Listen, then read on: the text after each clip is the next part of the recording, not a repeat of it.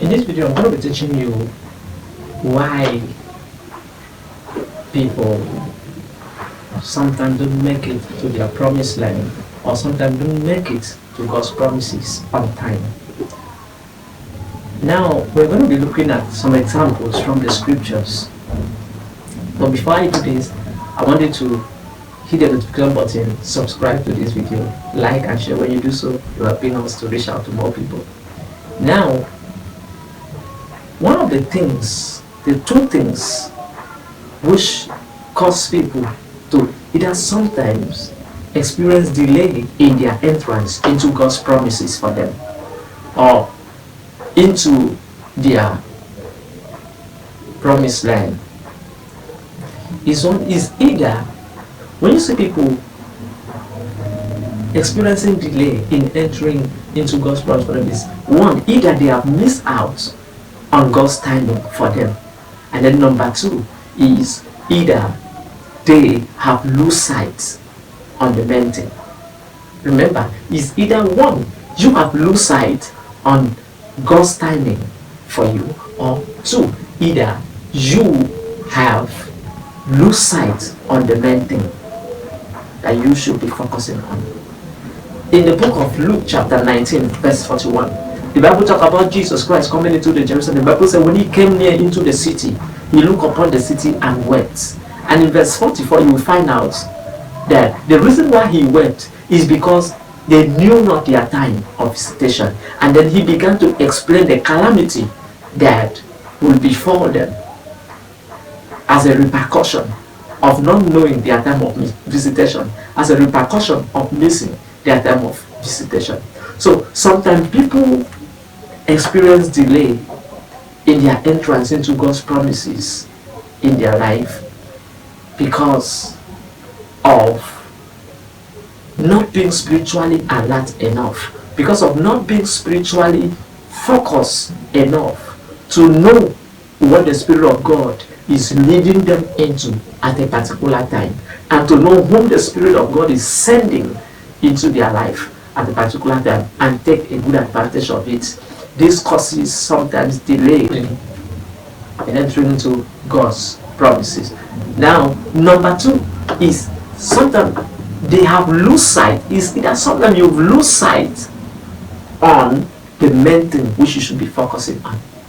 In the book of Hebrews chapter 12 verse 2, the Bible said, looking up to Jesus, the author and the finisher of our faith, who for the sake of the joy that was set before him, he endured the cross, despising the shame. In other words, for the sake of the glory that was set before him, for the sake of the pictures of the future that have been unveiled to him, for the sake of those promises that God have promised him, for the sake of those prophecies that have been prophesied concerning him, the Bible says he despised the shame and endured the cross. Sometimes people lose sight on where they are going to and focus on solving their present problem, and thereby derailing. When you lose sight on the main picture, on the main thing that God have called you, on the main promises, on the main thing you should be looking at, and begin to look at what you shouldn't be looking at, it helps you. It helps the enemy distract you. It helps you get distracted, and then thereby prolonging the time of entrance into God's promises. In the book of Exodus chapter 16, the Bible talks about the children of Israel whom in the wilderness, at the cause of their complaints and murmuring, the time was prolonged. Their time of stay in the wilderness was prolonged. They were just supposed to go there and then take their rest and then move into the promised land. But because of their murmuring and complaining, the Bible said their timing was prolonged.